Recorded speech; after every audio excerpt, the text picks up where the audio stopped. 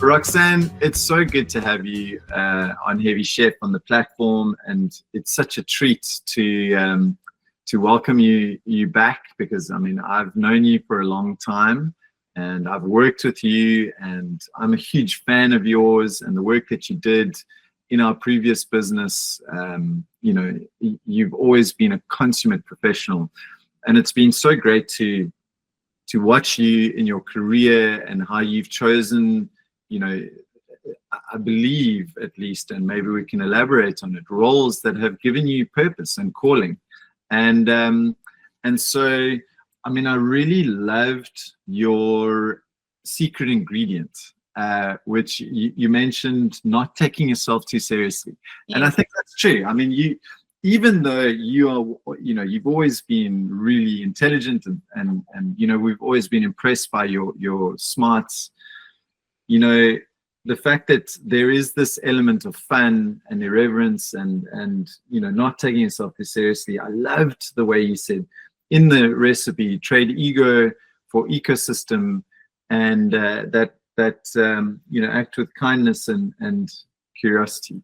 It kind of sums you up. So welcome. Thank you. And thank you for joining us. It is such a treat. And I want to kick off, with regards to, just as a bit of a platform for the conversation, and we've got an hour or just under an hour to go, just to give us a little bit of a hint of what is keeping you busy now. And I just mentioned, this thing around calling and so on and so forth. What is the thing that's kind of, really kind of filling your day, but also where we can start to see this thread of partnerships and working with others? Cool. All right. So what's keeping me busy at the moment is this Friday, actually, there's a workshop that I'm involved in hosting, and it is exactly that. It's collaboration. So I work in a church, for those of you who don't know, and the church and nonprofit. I actually did my master's as well within a nonprofit sector. And the amazing thing that it taught me is that you have to reframe the way you see competition.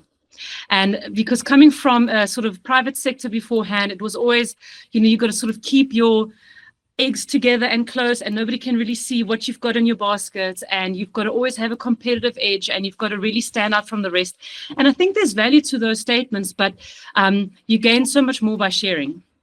And nothing really taught me that better than being in the nonprofit world, because yes, you are sharing the same audience, you're asking the same people for a bit of their pie, if you can sort of put it like that. But because your fundamental why, your reason for existence, the thing that you're doing to make that person's life a little bit better, still differs, and there's a uniqueness to that. And there's so much harmony in speaking together with the people that you would traditionally see as your competitors, and actually offering a better solution for that same audience. And I think the takeout that I had was, you're not really trying to slice the same pie up in a million little tiny slices. And I don't know if you know this or remember this about me, but I love eating all the time. So I'm not sharing pies with people. I'm eating my pie. But so it's really just about making more pies, and we have the capacity to do that. So nonprofit taught me, don't see your competitors as threats, and competition, see them as collaborators. And I think that sort of started changing the way I view other people, changing the way I share with other people, and how much transparency and vulnerability I'm actually allowed in my work and in my career. And I say allowed because you sort of got to give yourself that permission to say, it's actually good for the end user if I'm more transparent and if I'm more vulnerable in what I'm trying to achieve. And once people feel like you're not a threat to them, you'll be surprised at how quickly they actually open up for collaboration. So now this example, so I'm involved with church planting, and I'm so in love with the idea of church planting. And I think that's why it gets me so excited. And that's probably why I've been doing it for so long and don't see an end in sight, because it has a mindset of gaining by losing. So you have to be willing to lose a little bit for yourself and others to gain. You just have to decide what you're willing to sort of put up front and to sort of put on the plate. And church planting says existing churches that are, let's say, at least 10 years old, are no longer efficient anymore at reaching unchurched people. So at reaching people that aren't really part of a community. After about 8 years, you stagnate. And what happens is you start just fishing from the same pool. So we might have a really cool, worship band, and then we pull people from another church to our church. So our church grows, but it's at the expense of another church, and then nobody really wins, right? Whereas the church planting model says churches should be planting more churches that plant churches, because every time you plant a new church, you're reaching a new kind of an audience. So our church is Afrikaans, and we realized that doesn't reflect the fingerprint of Gauteng, because we're only reaching a certain demographic. We're only reaching Afrikaans speaking like Christians within the Centurion area. But that's not what church is about. And because we're very clear on what our purpose is, right? And then we said, but we can't just suddenly start having English services or this service or that service, because that would not be true to who we are in our DNA. But we said, but church planting allows us the opportunity to actually expand. So it's sort of like an expansion strategy as well, and a collaboration strategy by planting new, smaller churches around us that we actually help fund and help train and all those kind of things, to then reach a different kind of an audience to make the pie bigger. Yeah. So Friday now is actually a workshop, and it's about revitalization. So it's not necessarily a new church plant. It's about helping existing churches think differently and revitalize so that they can almost function as a new church again. And we're flying in a guy called Andrew Kate from Australia. He does City to City Australia, and he's going to actually host a workshop. And we've got pastors and people within just the church, like congregants, whoever, and it's really a big group of non-denominational, so it doesn't matter what denomination you are, coming together to learn about this concept. And I'm part of organizing it, and it's so enriching to see how people can collaborate from different backgrounds, different churches, different denominations for the same purpose. Yeah. There's something so interesting about this in terms of, I mean, we have another, we have a pastor on the recipe list, Pastor Tom Basson, who is the head pastor, or was actually until recently. He's moved to the United States at the Grace Church in KZN. And he was explaining to me, we had coffee at the coffee shop at Grace Church in Belita, and he was saying, there's so much around the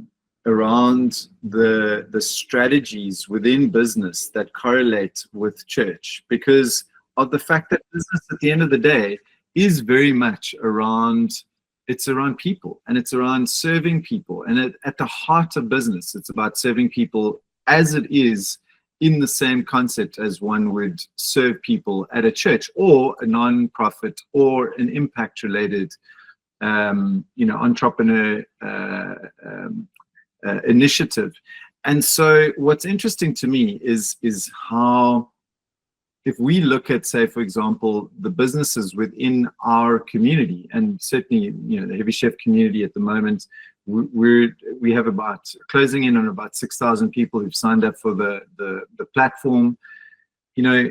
Many of those businesses are social impact focused. They have some form of direct or indirect social impact. And it's interesting to me what you said about the pie, because it's such a beautiful analogy. I mean, obviously from a Heavy Chef perspective, it's food related, but the reality is there is enough pie to go around, right? Yeah. And it reminds me of when Heavy Chef started. I mean, we started, as a digital marketing agency, and Heavy Chef was our platform to discuss everything around digital marketing. And we used to invite our competitors. Yeah. We had the competitors on stage, and initially we were a little bit nervous about it, but then all of a sudden we realized what a rich, powerful, and engaging conversation it was. Yeah. And I think there's something around this when we think around marketing partnerships. This idea that I think many entrepreneurs and small business owners, who are involved in serving people, are concerned around this idea of their IP, or that they are now suddenly opening themselves, they're becoming vulnerable. And do you have a thought on that? Like how to, get one's head around this idea of the pie is big enough and to be able to share rather than, to try and protect and ultimately stand the risk of stasis, of being stuck. Yeah. If that makes sense. Yeah.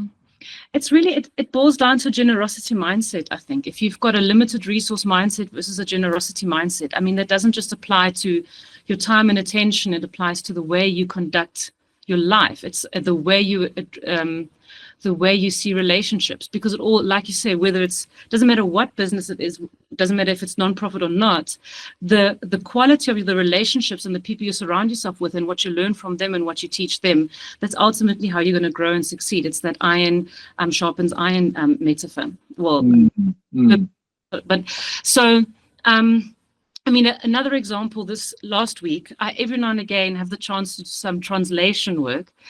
So I speak German and it has served me well every now and again, besides being the hard German mum, that I did translation for a couple of German companies that were at the IFATS and Lab Analytica Expo now at Gallagher Estate last week. And I asked one of the guys, like, this doesn't look like your target audience. The people walking here in the halls and coming to your stand and grabbing your free pens doesn't really strike me as your target audience, so why are you here? Like, I'm not quite sure I see the business benefits for you to be here. It's a week away from work and all the expenses. And then he looked at me, he's like, it's the one chance I get to see and meet and talk to my competitors. And for him, that was invaluable. And I think and I thought, wow, he gets it, because it's not, your competitors aren't necessarily the enemy. They are really the ones that are keeping you sharp. For sure. And I love that. I think it speaks to the central insight that we gleaned after 5 years. And I'm not sure if I know that you and Louis have you're still close with Louis as well. Louis, who is the CEO of Heavy Chef Foundation, which looks after the research, as well as our operations director at Heavy Chef Pty. He oversaw a 5-year research project where we interviewed over 10,000 entrepreneurs. And I mean, obviously there were some beautiful insights that came out of it, but the crucial insight that really bubbled to the surface after all of that work that we did was that, if we ask the question, what is the biggest accelerant and predictor of entrepreneurial success, it is actually the frequency and quality of interactions between entrepreneurs themselves. Yeah. And so if you think about that, that speaks to community. It speaks to being able to open up and converse in the dialectic itself between individuals. Mm-hmm. There is this magic that starts to happen. And you're not even talking, I mean, you may be talking to a potential customer or a client or a competitor. But it's this idea of being able to be in community and how powerful that actually is. And so why do you think it is such a mind shift for people to understand that, part of the remit, it is compulsory, it is mandatory for entrepreneurs to be, discussing with potential, competitors, partners, other individuals who they can then find those insights. Like, what is behind that psychology, do you think? I think it's actually got to do with a lot about how our culture, I mean, specifically, I think a Western culture has developed around self-sustainability. So we've become, and I mean, a lot of other research points to this as well. When you look at like Barna and those guys, they talk about isolation really and the effect thereof. And then you've got to ask yourself, why are we so lonely as a society?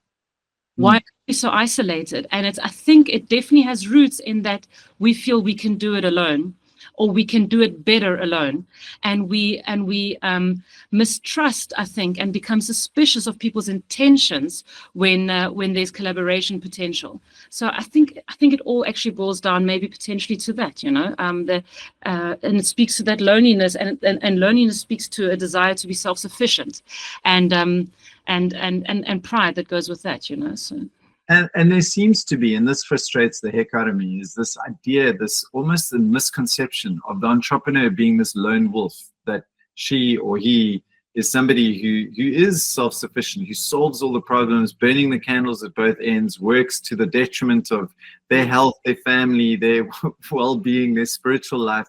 Yeah. You know, and it's just such a fallacy, because the reality is one needs to find that balance, right? Yeah. And so it's so crucial that entrepreneurs are forging relationships with other entrepreneurs, being able to discuss. I mean, the benefits are so massive in terms of not just being able to, to seek referrals or to find maybe co-founders or investment, but it's also around their well-being. Their mental and physical well-being is impacted by the community in which they are active. We, for example, I do training with church planters. So we have a residency program that we started about 2 years ago, and it's odd because we said, okay, there's church planting, we need to do that, but then people came up and said, okay, I could do it, or maybe I could do it. I'm a pastor, or whatever the case might be. But how are you a church planter? So it's not what does a church planter do? How is a church planter? And it's the same thing within a marketing context. Not speaking to people about what does a marketer do or what is marketing, is what is it like to be a marketer, to function within that role. And an entrepreneur very much is also, it's a leadership position. How do you do that component? So I do training with them and a workshop, and I always call it think like a marketer, and then I play that terrible old song, but it creates an ohrwurm that's walk like an Egyptian, but then I go like a marketer, and they remember it, to their detriment. But and the point is, if you think like a marketer, why I think it's very applicable for entrepreneurs, and church planters in essence are entrepreneurs, is that it helps them to look at the big picture, to look at every single touch point, and to really focus on the relationship. Because that's what leaders do. It needs to be other-centered. It shouldn't be self-centered. But again, having a balance and knowing that you are that central point, but you simply cannot do it alone. Your focus is vision forward, getting the momentum there, and getting the people behind you to do it, and not to try and do it yourself. So, Rox, I mean, let's talk some practicals here. I mean, I love the analogy or the correlation between a church and a business. Yeah. Because ultimately, there's so many different or so many similarities in terms of serving people, sustainability, creating a culture, what is our cause, what is our purpose? All of those questions are exactly the same. And so, in terms of the marketing stuff, which we want to now drill into and try and create some value for the small businesses that are going to be watching this particular interview and this recipe, which is now live. I want to know, how does one actively decide who to, and what does that process look like in terms of a marketing partnership? I mean, I think the benefits of partnership are vast across all kinds of business spheres, but let's talk specifically around marketing. Okay. I think I touched on this in the recipe, and it's to really find what you need to find a correlation between what the heart of that organization is, and I think I used the discovery case study to say, you've got this huge organization that needs you as much as you need them, where big organizations with deep pockets, I see my hair's going, big organizations with deep pockets typically, sorry, my hair always unruly, and no one says anything, but it just has big organizations with deep pockets have deep pockets, and they usually have robust teams, but what they lack oftentimes is agility and something that they can link to what will resonate with people's, I almost want to say, strive for a bigger purpose. I really do think that every organization needs to do something, even if it is really, really tiny, that makes someone else's life better. If they don't, then they shouldn't exist. I know it can be really far down the line, or it can be quite small of it, but it needs to be there because that's what people resonate with. From an employee perspective, from a funding perspective, you know, who do they give their money to, what they spend their money on, and just who they support from a brand perspective. So you need to, I think step one is find organizations, find companies, groups, affiliations, whatever the case might be, that you think your heart speaks to. And that's probably step one, you know, because if that doesn't exist, then there won't be synergy, and it won't be transparent and authentic, and people won't buy it. Yeah. It speaks to, I mean, I think therein it lies in the values. So what it is that you value. And if there is a values alignment, then you can work from there. That's a great starting point. Because if one partners with an organization or a business that doesn't have an alignment in terms of what do they actually value at the end of the day, you know, there's a DNA mismatch. It's like trying to transfuse blood into, you know, a body that's a different blood type. And I think we've seen that so often. And also, I mean, even with regards to working in, you know, like we did in marketing agencies, when one works with a business where there's such a mismatch in values alignment, I mean, there's enough time, I think, between the dates of when all of this stuff happened that I think we can talk about it openly. But I mean, as an agency, we used to work with Hyundai, the car brand, and I'm sure they've changed, and I sincerely hope they have since 10 years ago. But we couldn't work with them because there was such a toxic managerial environment that our partnership became untenable, to the extent, you know, they were phoning people in the middle of the night and, you know, barking orders at us, treating their own staff and us terribly. That alignment was just not there. And despite the fact that we were doing such great work for them, you know, award-winning work, there was just never, ever this idea of valuing the work and the service that was inherent. And so that mismatch was, you know, it became evident so quickly.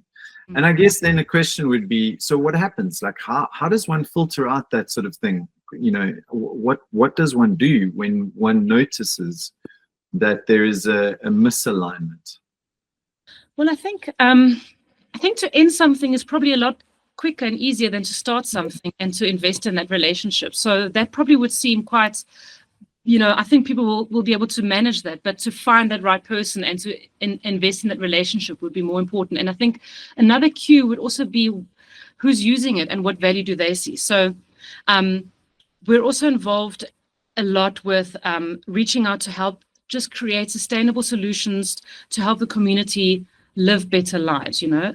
So one example is, for example, we're very involved with schools and feeding programs. So there is, say, for example, you'll have a school, and within that school, there will be certain children that don't always have food to eat. So the school meal will be the only meal that they receive in a whole day.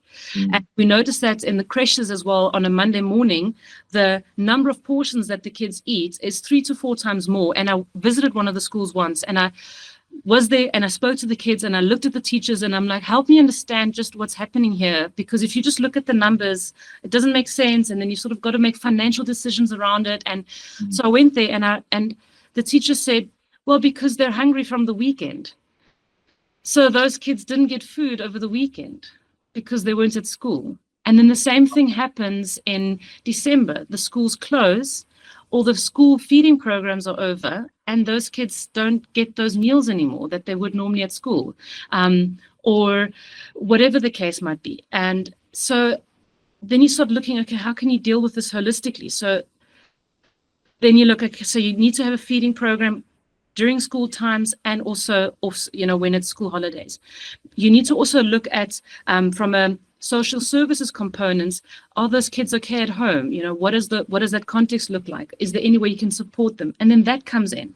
And then you can see, okay, well, there's really a need for job opportunity creation and skills upliftment for the parents to actually be able to provide for the kids so that they're not so dependent on these meals.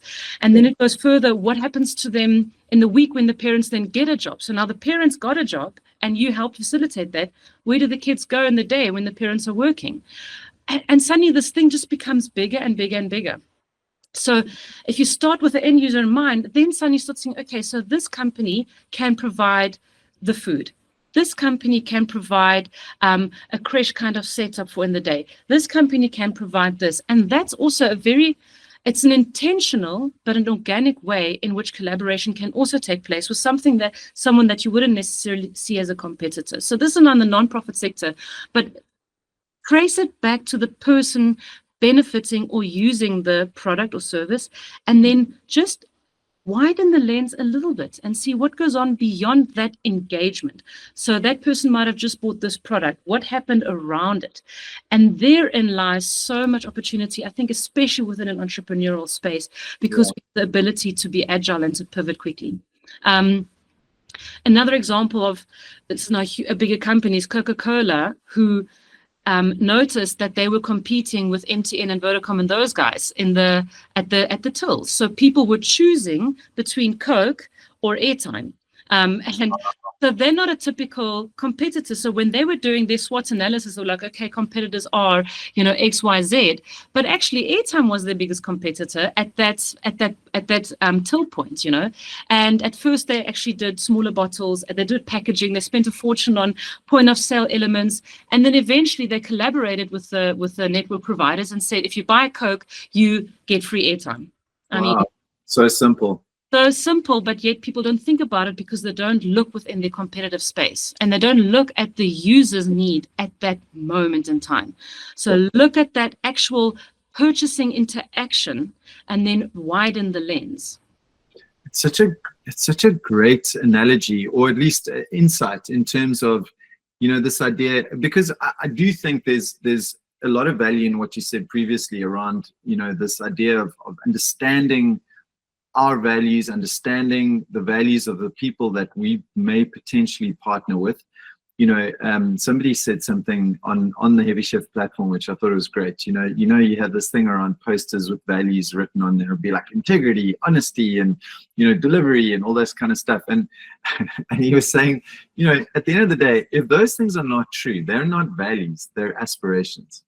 And it's so true that, because it's kind of, there's so many things that we aspire to and we make these promises, but they're actually not true of what is happening in reality. We're maybe not acting in integrity, or we're not delivering on time, or, we're not being totally honest. And then those things are not values because we are not valuing them. Yeah. And so what you're saying now, which I'm really appreciating, Rox, is this idea of drilling into the needs of the customer or the client, and to be able to say, what is going to make this experience, this transaction really special? And the question is, what do they value? What are the values of your customer? Like, what is the thing, if they value airtime more than they value, the taste of Coca-Cola, then, that's not a problem. That's an opportunity. And that's a fairly remarkable insight, I think, for any small business to understand, is right. Okay, so where are my customers starting to veer away from my product? And if we can understand why, at what point are they making that decision to say no, we can then turn that no into a yes. Yeah. And that, I think that's something that it often takes an extraordinary amount of courage for entrepreneurs to be able to ask those questions. Yeah. Because we get so stuck, we get so hung up in our own beliefs, and we fight for those things. But actually, if we just ask a few questions, sometimes we realize how wrong we are. Yeah, and oftentimes you're not the ideal reader, right? So often the entrepreneur, the person starting the business, is not actually the ideal reader in terms of it's not the ideal customer. So you might say to yourself, okay, so I can say, Fred, I value family.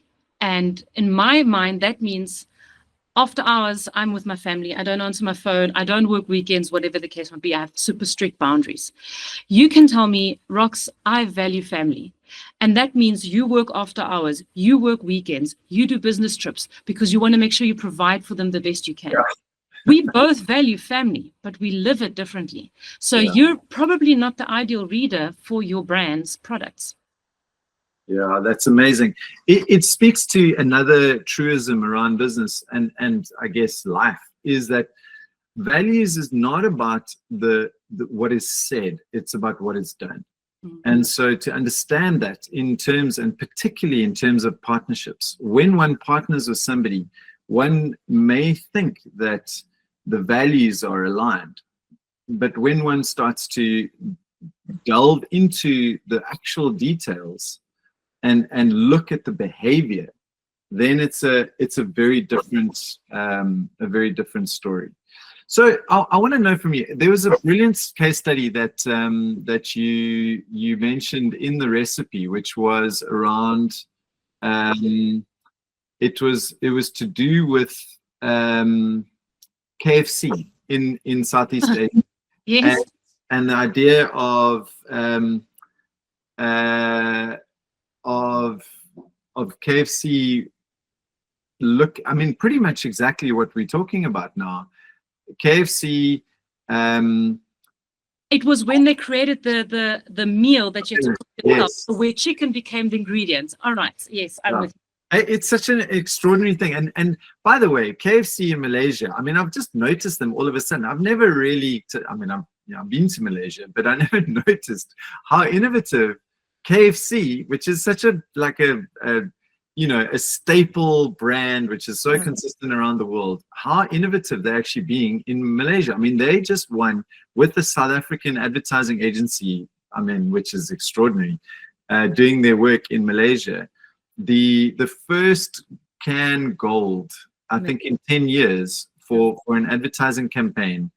This year, in fact, it was about 2 weeks ago with a mate of mine, Justin Gomes, who actually he came up with the whole campaign, and it was Let Them Eat Cake. If anyone is watching this, do yourselves a favor, check out Let Them Eat Cake, the advertising campaign for KFC Malaysia. It is so flippin' good. It's so weird and strange, but it won a can gold, and it spoke to their innovation.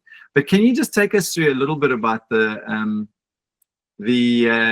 sharing idea, because I think that really highlights what you're talking about speaking to your customer, finding out what would make the difference for them. So, especially in that country and a couple others, the fast food industry is really dominant. So people are buying ready-made meals and they're eating it on their own. And what they then did is I think this was to do with COVID, and then they couldn't really have that anymore. But then what they did is they thought, how can we integrate a fast food product that you actually have to go out for, and where there are restrictions and whatever the case might be, back into the homes. In other words, they actually wanted to increase the sales, and that's not wrong. They wanted to increase the sales, but they did it by looking at what they look closely, who's using it, and what do they need to make their lives a little bit better. I think if we can just always ask that question, to make their lives a little bit better.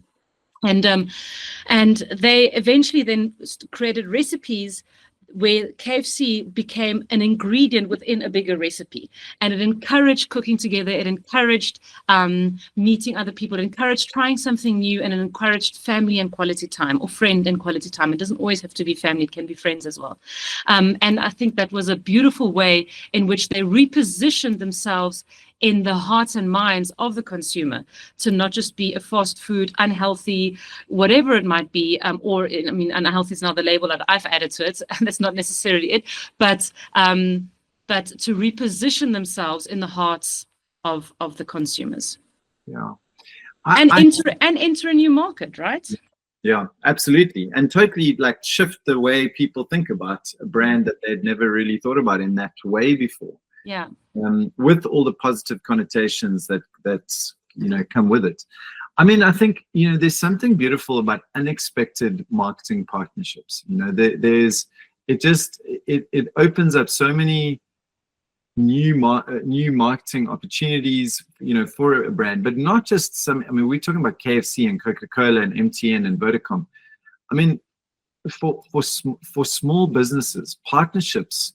I mean, let me not say it. Let me rather let you. I mean, what are the benefits and the opportunities for small businesses when they enter into partnerships? And if you have any examples of that sort of thing, that would be wonderful. Well, I think step one is you shouldn't really classify it as small and big, because both parties really bring equal value, if not more. I think that's maybe the first just mind shift to have. And as a small company, I mean, I even see it within a non-profit. At first, I had this thing weighing me down to say, well, I'm in a non-profit, or I'm doing marketing for a non-profit. It's not as great, or it's not as valuable, or it's not as important, or whatever than a bigger business might be. And that's definitely not wrong. That's definitely wrong. I mean, it's not right. It's to think that way. And so, because an entrepreneur and a small business brings so much value, especially very practically. And I think I've said this before, you're able to bring heart really up front. You're able to bring affection. And what big organizations often struggle with is that affection action gap. There's loyalty, there's love, there's all those things, but people don't actually necessarily take action on it. But a small brand will bring real, vulnerable, a high level of integrity. There goes my hair again. Eyes closed. Super just brand love and sustainable action that can come from that affection, that share of mind, that always plays a role when people are willing to make a decision. And that will carry you really long. You're able to be agile, you can adapt, you can pivot, you're usually much closer to the end user than a big organization could ever dream to be. You're not hung up by, will legal approve this line right now, or whatever the case might be. So I think never underestimate the value that the innovation and creativity that usually entrepreneurs and small companies can bring to the picture. So I mean, I love that, and I love this little bit of a shift that you've introduced in terms of, rather not thinking about small or big, rather talk about strengths and what one as a small business, no matter how small we are, actually brings to it. That the reason why they would come into a partnership with us would be because we can do something that they can't. Yeah. So despite the fact that they might be bigger than us, whether we're a hot dog vendor, whether we're a small clothing manufacturer, whether we deliver some services of a very specific kind, there is a reason that they would want to partner with us. Yeah. There's values alignment. We serve the same customer, and we can do something better than they can. Yeah. And to be able to identify that thing where we have an unfair advantage, that's really the thing that we need to zero in on, and to be able to offer up and to be proud of, and back ourselves in that thing. And I think in the recipe I used vitality, discovery vitality, and You Cook as an example, where You Cook, one could argue discovery, wow, amazing, and they do good work. But they are a grudge purchase. It's an insurance company, and I used to work for a security gate manufacturing company. I mean, that's pretty grudge purchasey, and that's so. It really just taught me as well that in order to build brand affinity and affection for a grudge purchase, you can't do it with what you're offering. Yeah. You need someone else to plug into that, and then build the affinity here, and then it filters down to what you're doing. And I learned that already when I was at Maxidor. I think I probably can mention the name. For sure. And, so it's not about the actual product you're offering. It's about how do you build the affinity and the affection around that? And that's what Discovery really managed to do well with their partners. For example, UClick and a couple others, where even the fact that they partner with nonprofits, that they give nonprofits, and I say an opportunity, it's highly selfish, motivation and driven, because it builds brand affinity for their product or their service. But at the end, they still managed to do good, and at the end, they still managed to make someone's life a little bit better. And I like to support that. Yeah, I think that's amazing. I think what's really important, and you mentioned Discovery. I think we've partnered with Discovery before. I mean, they really kind of gave us the boost right in the beginning. Discovery, they through Discovery Business Insure. Yeah. Which is again a grudge purchase. They were the ones who gave us the initial funding at Heavy Chef to be able to start the business and get us, off the ground. And the reason was that they knew that we could engage with the crowd and get top line speakers at, a much more efficient level that they could, because ultimately, if they had to do that, they would have to negotiate these very onerous contracts with each of the speakers. Whereas we could just set up, as you say, we didn't have to look at what legal would say about every line item, Yeah. And we were able to do 2 events every month, for a whole year, and do it really well and attract, in some cases, crowds up to 600, 700 people, So, and they couldn't do that. They could not do that without spending an absolute fortune.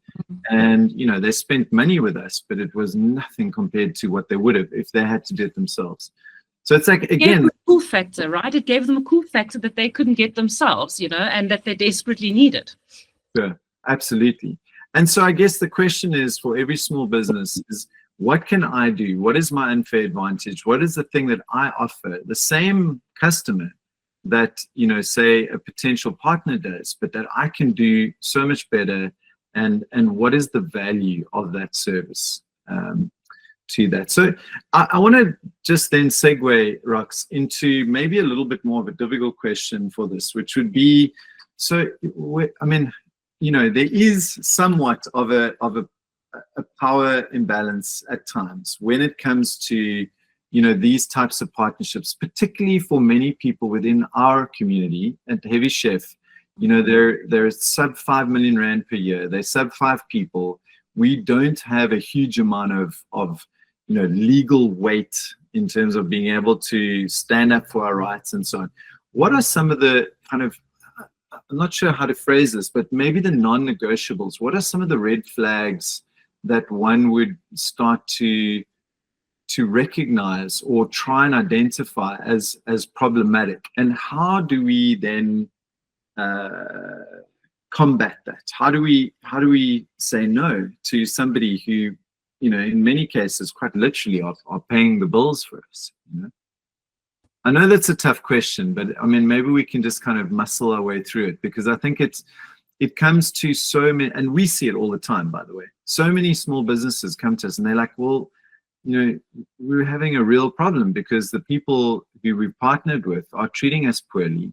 They're paying our bills, but they're paying us late, for example. There's all kinds of values, misalignments, and they just don't feel comfortable with what's happening. And in many different ways, that power imbalance is being wielded. And yet still they're so desperate for that business or that's partnership, and the other party knows it. So like you say, there's an imbalance in terms of that power play, right? Absolutely. Look, we saw it a lot in the marketing world. When a big brand would come to us we became quite big in terms of relative terms for a digital marketing agency. So we worked our way into some position of power, but it was certainly not as big as some of our clients. And so we pushed back, but it was always difficult. And in the beginning, it was almost impossible because we needed the money. That's it. But I think the danger is the moment you give in and they know that you need the money, then already I think it's a losing battle. But it's so funny I can maybe let's take it, maybe start it small, right? So on a micro level, In a non-profit context, and not just now in a church, but in any kind of non-profit, we ask people to give the things that they value the most, which is usually their time and or their money, and get nothing in return. You know, the benefit that you have if you're actually selling a product or service, you're actually meeting some kind of immediate need or want, you know, for that consumer, and they're quite happy, you know, like they want a telephone, so they get a phone, and, you know, they've actually got the phone. But we're asking for time, money, and attention, and for nothing really in return there. But what happens is, if you work within a nonprofit, because people feel like they're enabled you. So I'll take myself, for example. I've been enabled through their donations or their money that they, you know, hard-earned kind of, you know, feeling given me. So they've given me their hard-earned money. So I owe them something as a result, because the only reason I have this work or have this job is because someone else gave me that money, their hard-earned money. Completely missing the point that it's still hard-earned what I'm doing, or, you know, and it's still hard-earned what the organization is doing. We're just taking a very different approach. So there comes an entitlement almost to your time and how you work and what you do. So I had this right in the beginning. A lot of people would say, okay, meet me on Saturday evening there. I'm like, no, because I don't work on Saturday evenings. I work normal working hours, you know, and like, but that doesn't suit me. I'm working. So you need to meet me when I'm not working, because this is not, and I'm like, well, let's meet then in working hours, or, you know. So it became like a thing, and people would get really angry at me. And I had a couple of calls, and it went like viral, like this, you know, that to say that I'm not, you know, showing gratitude for these people giving their money so that I can have a job. And I think that's just missing the point completely. So what I did is, from the beginning, I just had really firm boundaries, because I knew the value that I bring.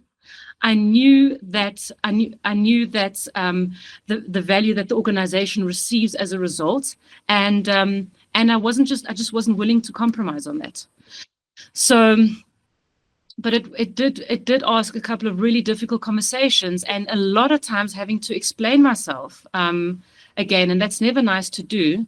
But eventually, with a lot of those people that would be my toughest customers, I can almost say, just having a conversation with them and explaining to them what I do and how it's no different, they would actually feel quite sheepish afterwards and be like, you know, sorry. So nothing beats, I think, just a relationship, investing in the relationship.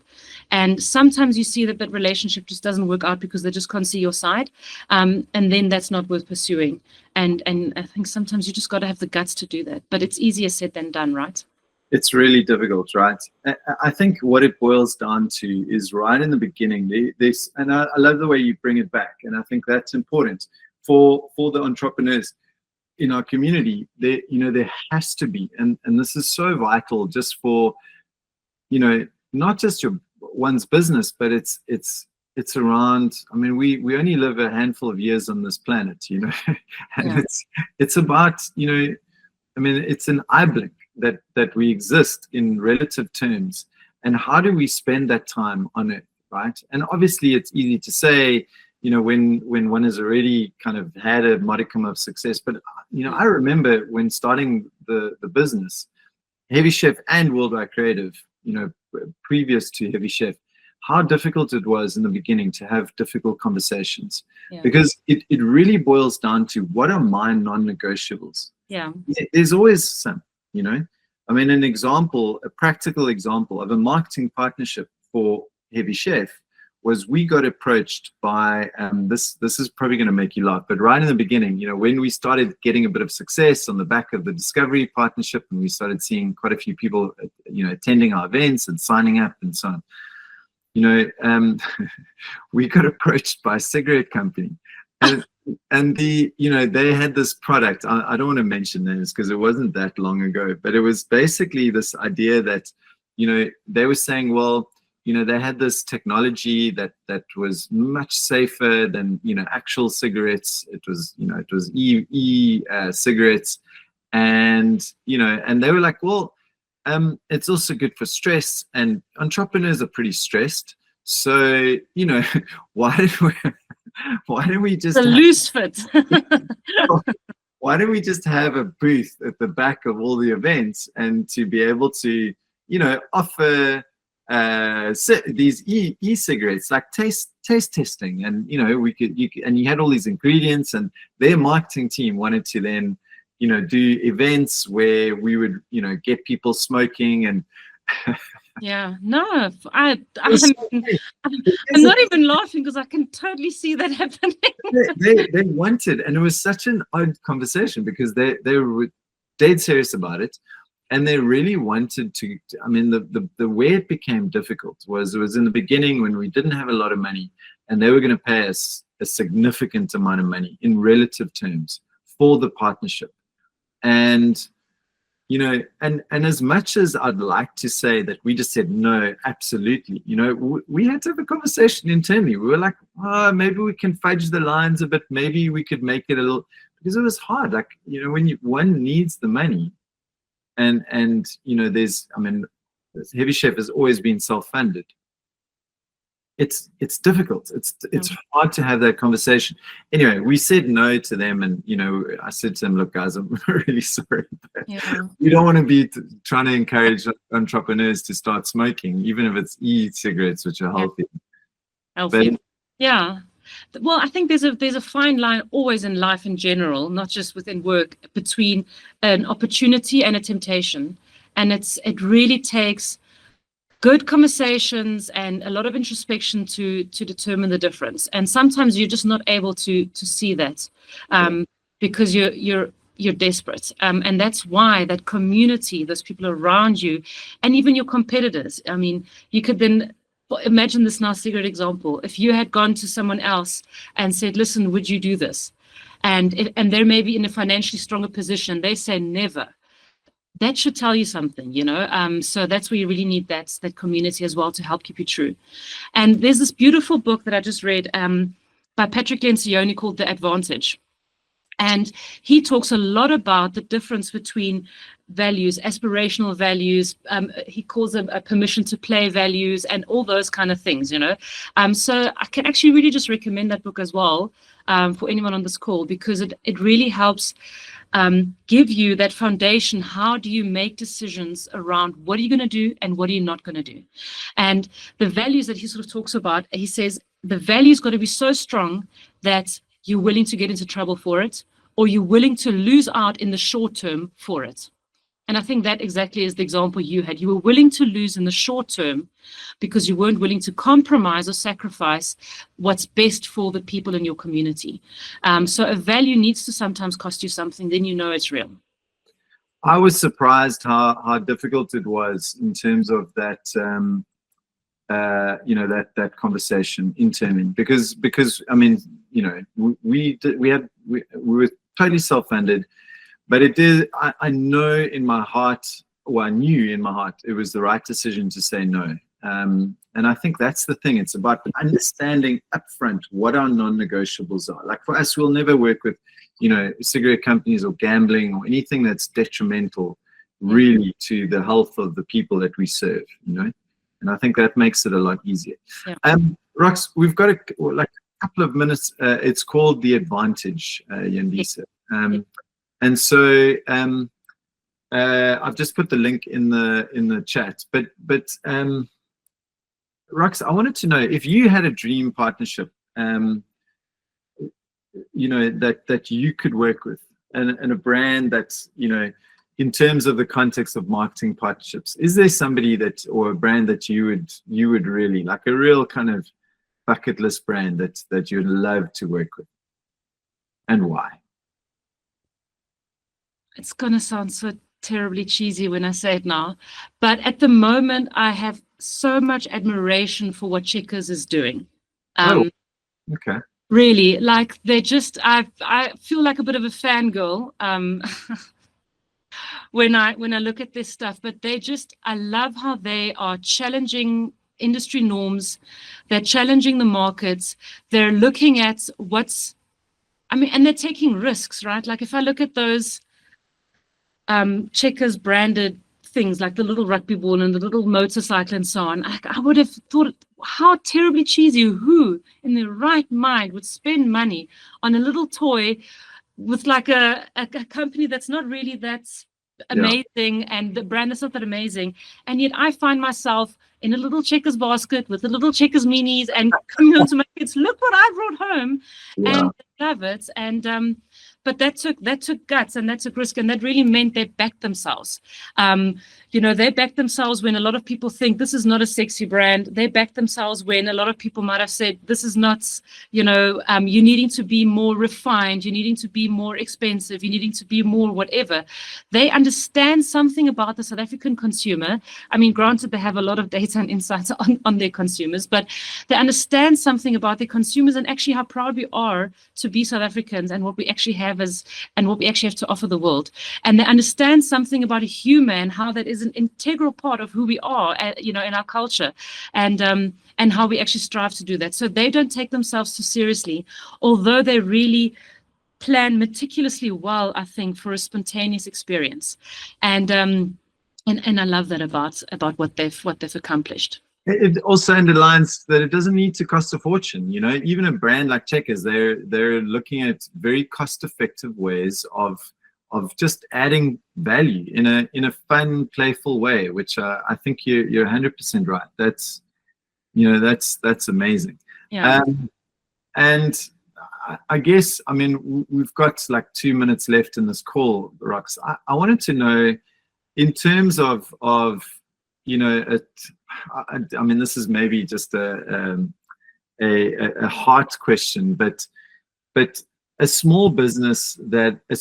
So you're not allowed to say like a Checkers or a Nando's or Coca-Cola, but a small business that's stolen your heart recently, something that a small business has done that you have found so charming, or something that has endeared you, or something that has compelled you to buy their goods that you can think of. It could be anything. It could be food or coffee or clothing or toys, or I'm not sure what comes to mind. Well, okay, there's one. It's a non-profit, so I don't know if that qualifies. But if there's a transaction of some sort, whether it's like Mindspace or what, I mean, I can't. It's Judea Harvest has just captivated my heart, because they have found a way to really look at where they can make a tangible community impact that actually gives people new opportunities and hope. So what they do is they provide, and I briefly touched on this earlier, they provide actual churches, so tents on Sundays that congregants can go to where there isn't a church in an area. Then during the week, those tents become ECD centers, and they then identify through the church people that can then run those ECD centers. They educate them at no charge to the person, and it's usually gorgors, and it's so beautiful because oftentimes they're the ones taking care of the kids and are sort of main breadwinners. So they then educate them and give them certification to be ECD teachers. And then they provide a place for those kids to go to that's safe during the week and is regulated. And there's one beautiful story that came from it, where a girl, she was usually left at home, usually unattended, because the mom was working, and she now had a chance to come to this ECD center. She started, learning, and within a structured program, the teacher identified that she's really got so much potential, and through then a social work grant and system that we then applied for her, or this company applied for them, she then was able to go to a bigger public school, and she is one of the top performing students there. And it's just, her life trajectory looks completely different because this company created this opportunity. And so I'm just in awe that they've been able to identify something really tangible that gives South Africans a new hope and a different outlook for the future. I love that, Rox. It's a great way to finish off the conversation and give us something to think about. It speaks also to, I mean, you mentioned it a few times, the heart of South Africans. We've got such a wonderful country, as beset with issues and problems and challenges as we have. It's people that are, in our community that have so much talent and potential, that it blows me away continually. And I think when I speak to people in our programs, and we've got hundreds of people within the programs around the country, and nearly inevitably there is some form of innate, intrinsic, higher purpose that people have to be able to impact others, not just the customers that they serve, but the communities within which they operate. Yeah. And for me, it's humbling to be able to see that so consistently with the folks who who are entrepreneurial in South Africa. Yeah. So yeah, thanks, Rox. You're an absolute gem. I see Tinus is in the crowd as well. Tinus, we're so happy to see you and Tinus in the mix again. And I'm excited to get this conversation out to the broader audience, and your recipe, which is live right now on heavychef.com. So all the members who do watch this, I encourage everybody to go and consume Roxanne's new recipe on marketing partnerships. It's a goodie. I mean, I watched it as well, and I really love the succinct, concise way that you deliver your message and offer value, I think, in terms of being able to translate to the small businesses that we serve. So thank you, Rox. Thanks for your time. Thanks to everybody in the call, and thanks to everybody who watches this in the future. Tinus, yes. Do you want to say something? I think Tinus needs to speak up. There you go. That was just a high five. Well done, Fred and Roxanne. Great things, you guys. Thank you. Well done, Rox. You rock. And Tinus, you're an absolute gem, my man. Too much love for you guys. Take care, everybody. Have a wonderful Tuesday further. And Rox, hope to see you in Joburg with Tinus at some point soon. Yeah, it would be wonderful to catch up again. Take care, everybody. Bye-bye. Bye.